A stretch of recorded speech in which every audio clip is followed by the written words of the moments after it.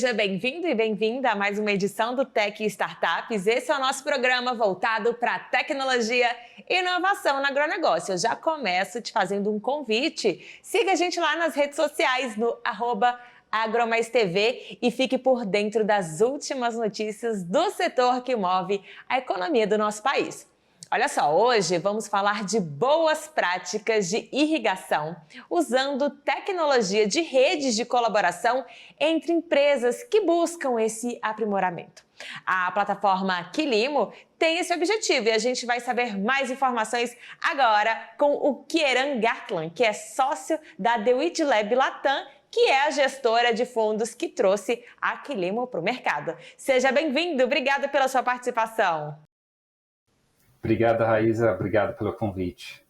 Prazer. Bom, conta pra gente um pouquinho mais sobre essa gestora de fundos, qual a trajetória de vocês. Eu sei que vocês têm outras iniciativas também voltadas para um agro mais sustentável, né?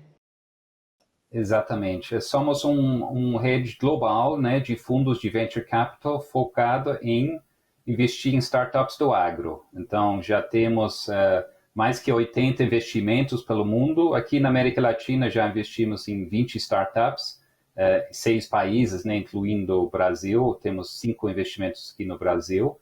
E nosso foco é sempre em tecnologia que pode trazer eficiência e impacto para o produtor e para a cadeia, né, agrícola e alimentação. Agora, Kieran, isso tem melhorado bastante, né? Vocês que têm essa expertise nessa área mais sustentável, que leva essa questão ambiental, de otimizar os recursos utilizados, o nosso agronegócio tem evoluído bastante com a ajuda da tecnologia, né? O que você traz para a gente de dados e novidades sobre esse assunto? Sim, temos muitas novidades. Eu acho que o agro, hoje em dia, é cada vez mais visível, né? Antigamente era uma caixa preta, né? A gente não sabia o que estava acontecendo lá no campo e hoje, com tecnologia, a gente está produzindo muitos dados, muito ciência, né? Que deixa tudo isso mais previsível e mais visível, né? Tanto para o consumidor final, né? Que está consumindo, ele consegue hoje ter uma rastreabilidade que mostra todo o processo, né, que foi envolvido naquela produção. E isso é importante também para o produtor se alinhar, né, com a vontade, né, do produtor, com o consumidor, né, para saber que ele quer mais e mais eficiência, né, nessa produção e no uso, né, de recursos naturais que nem a água e energia e o solo, né. Quando a gente fala desse consumidor, é tanto o nosso consumidor doméstico aqui, agora como grandes compradores aí pelo mundo, né? Uma questão assim, quase obrigatória para a gente se adaptar, se adequar, né? Sim, exatamente. Nossos investidores no fundo, por exemplo, eles exigem, né, uma relatório cada 6 meses sobre o impacto dos startups. Não é suficiente mais só retornar um bom retorno financeiro, mas eles querem também um relatório sobre o impacto dessa tecnologia, como que ele está melhorando, né, o uso de recursos naturais. Então, esse é muito importante que o startup também está alinhado e o produtor, né, porque ele também vai se beneficiando, né, porque ele vai ter acesso a mercados maiores e também, às vezes, ele tem uma remuneração, né, no caso do Quilimo, que a gente vai falar, ele beneficia o produtor em várias formas, né, ele reduz o custo de uso de água e energia, mas também ele recebe um tipo de remuneração para o uso da tecnologia, né, que é pago por empresas querendo fazer uma compensação de uso de água. Maravilha, bom para todos os lados. Então, conta pra gente o que é a Quilimo, qual a história dessa empresa que vocês trouxeram para esse mercado. Sim, o Quilimo é um caso muito interessante, né? Começou na Argentina, com uma plataforma de gestão de uso de água, né, focado em produtores que usam sistemas de irrigação. Eles tinham um pouco de desafio, né, no começo para escalar isso, porque eles estavam operando na Argentina, onde não tinha tanto escassez, né, de água. Depois eles mudaram para o Chile, para a Vale de Maipú, que tem um grande problema de seca, né, de falta de água, e numa área que tem uma grande produção de frutas e vinhos, né? Então tinha uma necessidade alta de eficiência de água. Então eles começaram a implementar essa tecnologia, vi que tinham economia de 30%, 40% no uso de água e energia, que é o maior custo, né, do produtor que usa o sistema de irrigação, é energia.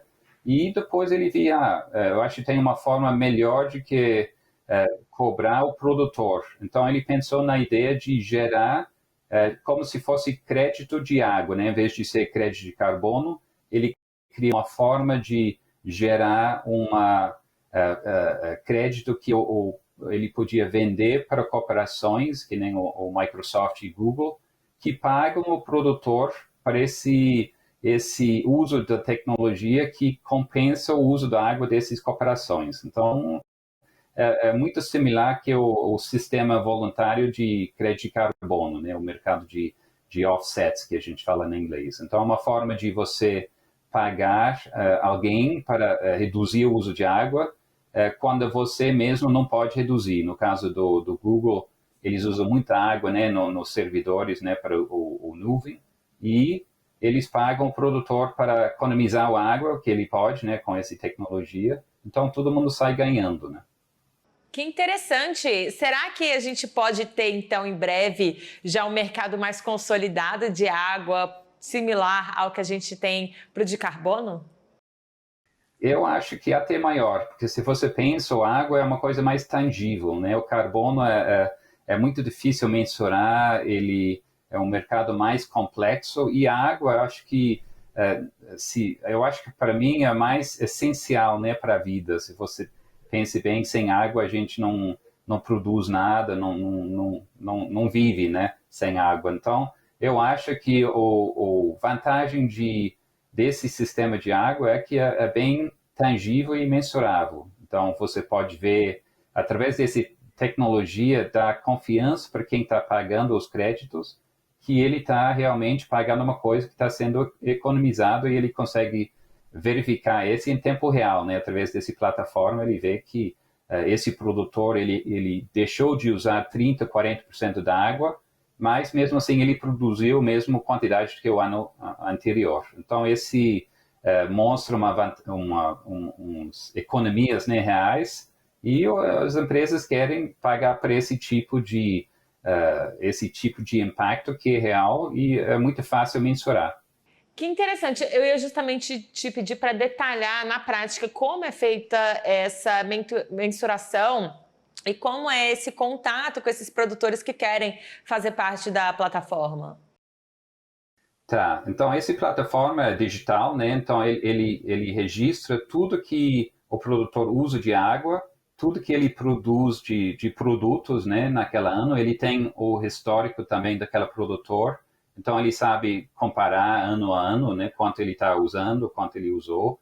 E a empresa que paga esses créditos, ele tem também acesso a essa plataforma. Então ele pode falar, eu quero comprar ou pagar por tantos milhões de litros de água em economias. Então, ele paga por litro e os produtores recebem uma parte disso e o startup recebe outra parte. Então, é muito fácil dividir e fazer o cálculo, né? Não é tão complexo quanto o mercado de carbono, que é mais difícil mensurar, né? Ele é sequestrado pela terra, pelas árvores, mas depois se mexe naquela terra ou cortar uma árvore, depois ele escapa. Então, esse de água você deixou de usar, é muito fácil mensurar. Essa é a diferença. Maravilha. E como está a procura por esse tipo de solução? Bom, no caso dos que ele tem agora, ele cresceu, nos últimos 5 meses, ele cresceu 700% em termos de número de clientes, né, que seria, no caso, produtores usando essa plataforma. É muito mais fácil ele chegar no produtor e falar, eu tenho uma solução para reduzir custo e também vou te pagar para fazer isso. Então, a proposta, né, é muito mais fácil você oferecer. Qualquer produtor ele não vai recusar, porque é um negócio que faz muito sentido, né? Até antes de ter esse pagamento, ele já era atraente, porque ele reduzia o custo em 30%, 40%. Então, hoje é mais fácil ainda. E do outro lado, quem paga a conta são as corporações que têm uma meta, né, de net zero, né, até 2030 para reduzir todo o impacto, e eles não têm muitos projetos para investir. Então, esse é um caso de falta de oferta de projetos de impacto, e esse aqui é perfeito para eles porque ele é muito fácil controlar e mostrar, né, para os investidores daquela cooperação, os shareholders, né, os acionistas, que eles estão fazendo coisas que têm um impacto real. Muito bem.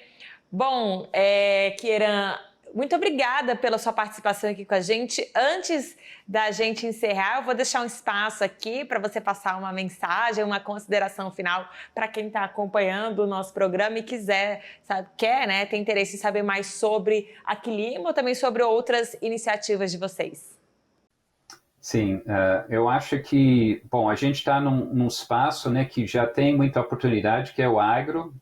Aqui no Brasil a gente tem muito espaço, eficiência, às vezes falta, então a tecnologia veio para deixar esse espaço mais eficiente e só quem ganha é o produtor no final, né? Ele tem acesso a mais tecnologia, ele faz bem para o planeta e o consumidor final também fica com acesso, né, a comida mais saudável e mais sustentável.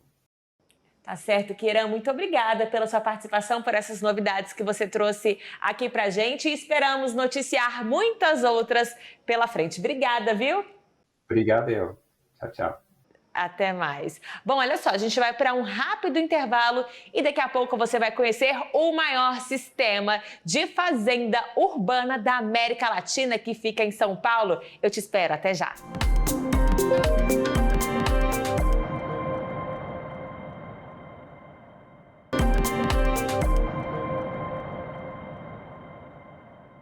Olá, já estamos de volta com o Tech Startups e olha só, você sabe o que é uma fazenda vertical? Essa é uma tendência do agronegócio, viu? Representa o agro mais high-tech, digamos assim. E eu fui conhecer o maior sistema da América Latina, que fica em São Paulo, capital, já que esse tipo de cultivo é justamente feito para que as capitais consigam também produzir alimentos. Essa é uma tendência, como eu falei, e deve triplicar nos próximos anos. Confira na reportagem. Olá pessoal, hoje eu falo diretamente de São Paulo e vou mostrar um cultivo bem diferente, muito inovador para vocês. E se eu falar que atrás desses portões são produzidas toneladas de hortaliças todos os meses que abastecem as mesas da capital paulista? Eu tô aqui na Pink Farms e vou mostrar todos os detalhes dessa fazenda vertical para vocês. Vem comigo!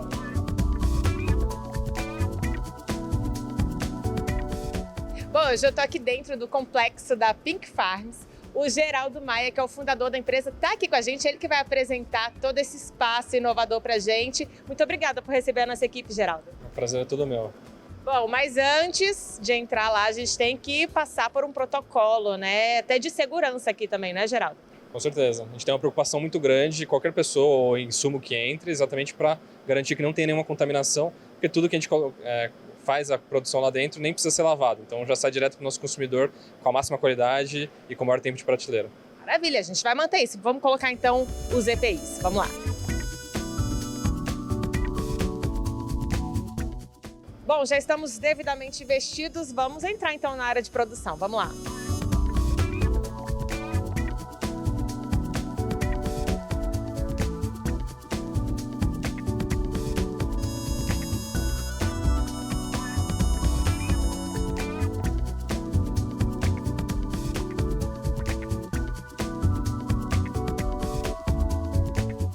Já chegamos aqui na sala de cultivo da Pink Farms. Geraldo, o que funciona aqui? Explica esse sistema todo pra gente. Maravilha. Então, essa sala é a sala onde nós fazemos toda a produção. É um ambiente que ele é totalmente isolado, então a gente usa paredes termicamente isoladas, também que não tem troca de ar com o ambiente externo. Então isso evita também a contaminação do ambiente. A gente faz toda uma filtragem, controla a temperatura, a umidade dentro desse local. Como vocês estão vendo, é um ambiente que a gente tem vários níveis, então funciona como se fosse uma mega estante. Cada nível tem seu próprio sistema de hidroponia, tem seu próprio sistema de ventilação e luz própria, né, a luz artificial. Com essa combinação, a gente consegue controlar todas as variáveis de cultivo da planta e com isso a gente gera hoje cerca de 170 vezes mais por campo. Então essa área que nós temos aqui, ela é o equivalente a 5 mil metros quadrados de campo. A gente economiza 95% de água em relação ao cultivo tradicional por quilo produzido, 60% de fertilizantes e a gente não utiliza nenhum tipo de agrotóxico, que é extremamente importante para o nosso consumidor também. Agora aqui vale a pena chamar a atenção também que é um ambiente controlado, porque a gente sabe que o maior desafio do agronegócio é também o clima, né? Então isso é uma vantagem para esse tipo de fazenda vertical. Com certeza. Então esse é um ambiente que, independente da época do ano, aqui dentro está sempre a mesma temperatura, a mesma umidade, a mesma quantidade de luz. Então com isso, o que a gente faz é um processo que ele parece muito mais uma indústria do que uma fazenda. Então a gente tem uma colheita diária, algo que é praticamente impensável no campo. A gente consegue colher todo dia a mesma quantidade de produtos e isso para os nossos consumidores, são redes de varejo, redes de restaurantes, na verdade para eles é extremamente importante ter um fluxo de produção e entrega igual o ano inteiro, ou pelo menos muito próximo de ser, você não ter grandes variações. Então isso também gera valor para os nossos consumidores. Agora o que chama atenção também é essa luz, né? Explica pra gente por que utilizar essa luz nessas cores, como elas agem nas plantas. Então, quando você pega o espectro solar, a luz que vem do sol, que realmente a planta utiliza, você tem desde o ultravioleta, você tem até o infravermelho, né? Então, o infravermelho é basicamente calor e o ultravioleta ele gera muito dano na planta. É a mesma coisa que a gente passa nosso protetor solar, né? Então, quando a gente olha todo esse espectro grande, que você tem a luz visível no meio, a planta ela tem, na verdade, receptores para certos espectros ali dentro. Então, que é, no geral, o azul e o vermelho. Então, quando a gente combina esses dois espectros, são mais eficientes para a planta, ela dá esse tom meio rosa, meio roxo, né? Então, é o jeito mais eficiente de você iluminar essa planta e trazer energia para ela. A gente tem um espectro atrás de mim que é um branco. Na verdade, é um estudo que a gente está fazendo para aumentar a penetração de luz, para aumentar uma série de outros fatores, que são estudos que a gente está cada vez mais aprendendo o processo e melhorando a qualidade da planta, a produtividade e também a eficiência no uso de recursos. Geraldo, explica pra gente por que esse cultivo tem que ser hidropônico. Ele não necessariamente precisaria ser hidropônico. A gente enxerga que o cultivo hidropônico ele é melhor no que nós fazemos hoje do que um cultivo tradicional na terra, por exemplo. A gente poderia pegar um monte de saco de terra e colocar aqui e fazer algum substrato que substitua. Mas, para o nosso cultivo, dado que a gente acelera o crescimento e tem uma série de vantagens no sentido de economia de fertilizantes, economia de água, a gente faz mais sentido trazer os nutrientes direto para a planta que o hidropônico permite. Então, quando a gente olha, a gente só consegue atingir os níveis de produtividade e de eficiência que nós temos com os sistemas hidropônicos. Então, é um sistema que ele, na verdade, não é utilizado, esse modelo específico, em nenhum outro sistema de produção que a gente conheça. Na verdade, a especificidade dele, o jeito que a gente construiu, foi feito por nós, para a nossa produção, né? Então ele não é um sistema que a gente chama de NFT ou de DFT, que existe muito tradicional. É uma mistura de vários componentes que a gente entendeu que seriam melhores para o que nós fazemos, tanto na questão de produtividade, quanto na questão também de processo produtivo. Então ele permite que, se acabar a luz, o gerador não funcionar, a planta dure mais, sei lá, 96 horas aqui sem problema. Do mesmo jeito que ela entrega a quantidade de nutrientes correta, do jeito correto, com uma troca de solução contínua. Então é uma combinação dos nossos aprendizados, do que a gente já fez no passado e do que a gente acredita que é a melhor solução para atender essas plantas. Agora a gente sabe que o povo brasileiro é um povo meio tradicional, às vezes tem alguma resistência com o que não conhece em relação à qualidade nutricional, à qualidade dessas hortaliças em comparação com o cultivo tradicional. O que você diz pra gente? Na verdade, a qualidade é superior a qualquer outro cultivo, porque a planta, na verdade, ela não quer saber se o fóton, se a luz que veio, se veio do sol, se veio de uma lâmpada incandescente, se veio do LED. Do mesmo jeito, as mesmas coisas com os outros componentes, né? Com a parte de nutrição e tudo mais. Então, para a planta, para você gerar a melhor planta, quando eu falo isso, são em termos quantitativos e qualitativos, né? Então, a quantidade nutricional de nutrientes que tem ali, de sais e minerais, questões também como sabor, textura, crocância, a gente consegue direcionar essa planta para exatamente onde a gente quer. Então a gente vai lá, chega no chefe e fala: chefe, o que você gostaria? Uma alface crespa mais crocante? Uma alface crespa com tal sabor? E a gente consegue direcionar isso na planta. Então, quando a gente pega em todos os fatores, nosso produto ele tem uma qualidade superior a qualquer produto existente hoje no Brasil. Essa é uma tendência, até por questão de delimitação das áreas mesmo, essa produção de alimentos indoor. Exato. Na verdade, aqui a gente economiza uma quantidade tão grande de área produtiva no campo que a gente consegue estar dentro da cidade de São Paulo, a gente está dentro do centro expandido aqui hoje. Então eu elimino uma série de movimentações, logística embutida nisso. Então hoje a gente economiza 95% na distância de entrega desse produto. E aqui São Paulo é próximo, a gente está falando de 100, 150 quilômetros. Se a gente pega outros locais no Brasil, norte, nordeste, esse número às vezes é mais de 1.000 quilômetros de distância para você trazer esses produtos para o centro consumidor.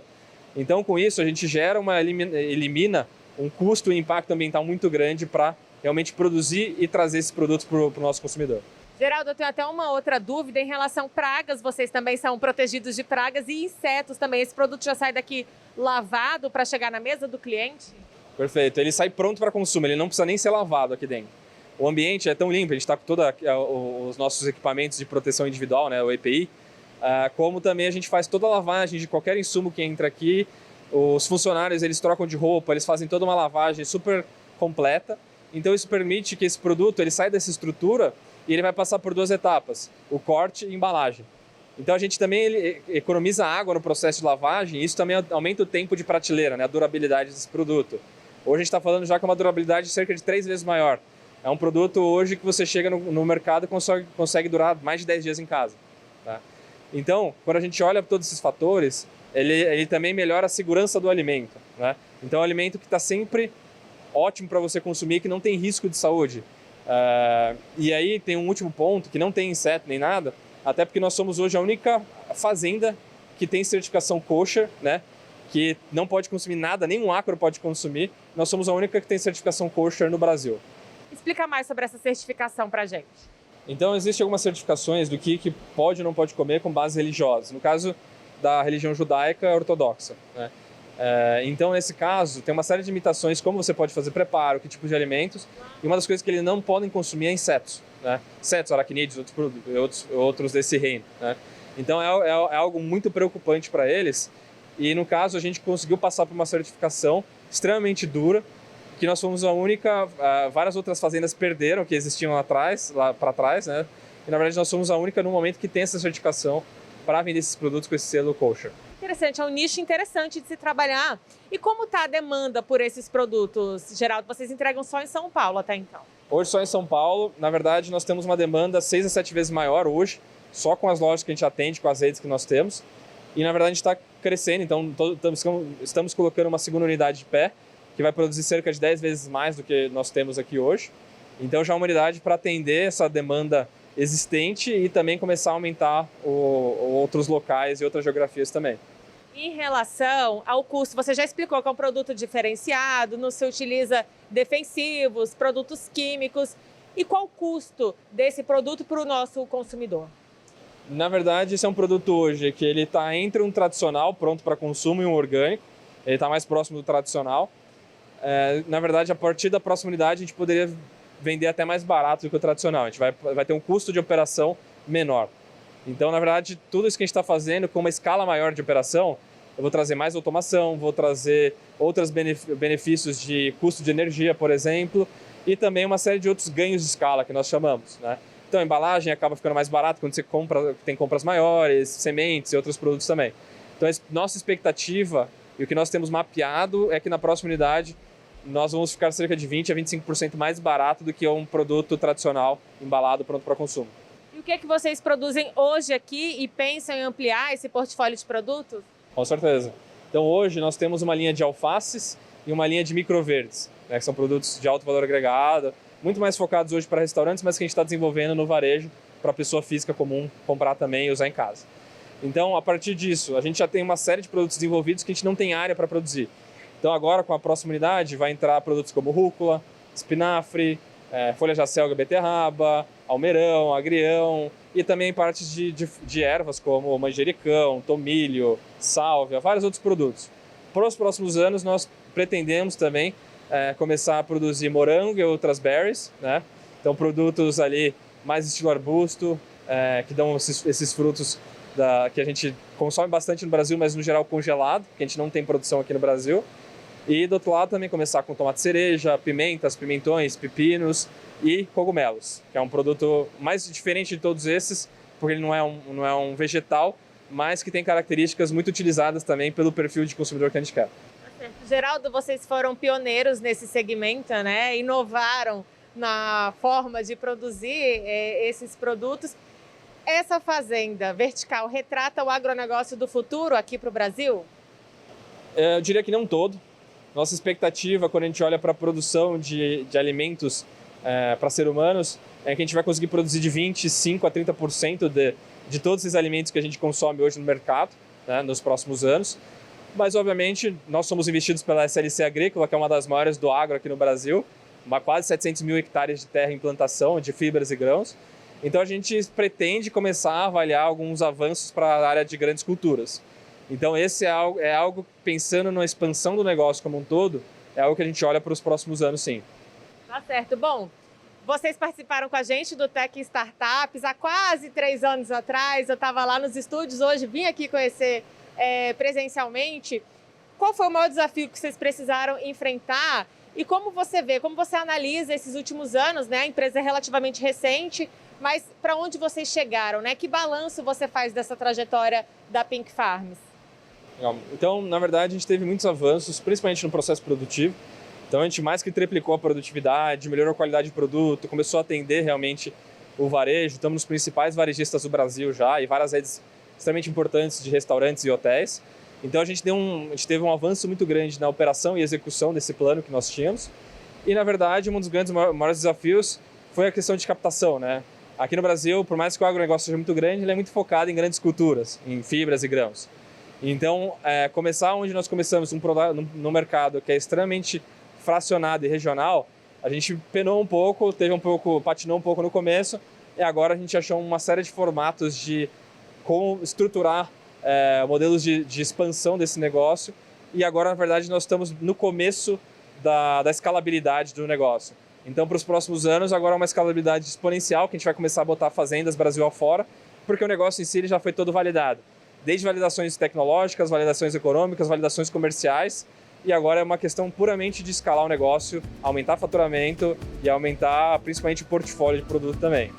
Tá certo, Geraldo. Então eu espero em breve ter uma Pink Farms lá em Brasília, hein? Logo mais, quem sabe 2024. É isso aí, muito obrigada por receber a gente aqui e mostrar todo esse sistema.